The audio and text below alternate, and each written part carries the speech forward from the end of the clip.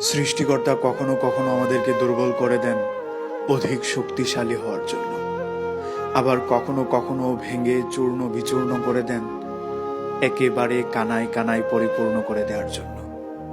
আবার কখনো কখনো তিনি আমাদেরকে দুঃখ দেন অধিক সহনশীল হওয়ার জন্য।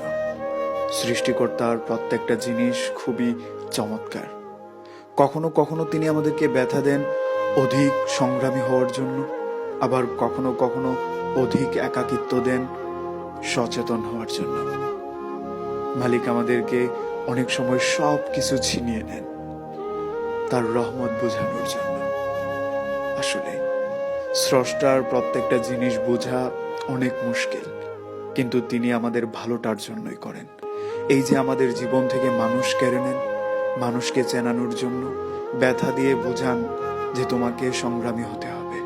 আবার কখনো কখনো দুঃখ সইতে দেন সহনশীল হওয়ার জন্য। এভাবেই তিনি আমাদেরকে মাঝে মধ্যে ভেঙে চূর্ণ বিচূর্ণ করে দেন, আমাদেরকে কানায় কানায় পরিপূর্ণ করে দেওয়ার জন্য। আমাদেরকে দুর্বলতা দেন শক্তিশালী হওয়ার জন্য। আমাদের খারাপটা তিনি কখনোই চান না।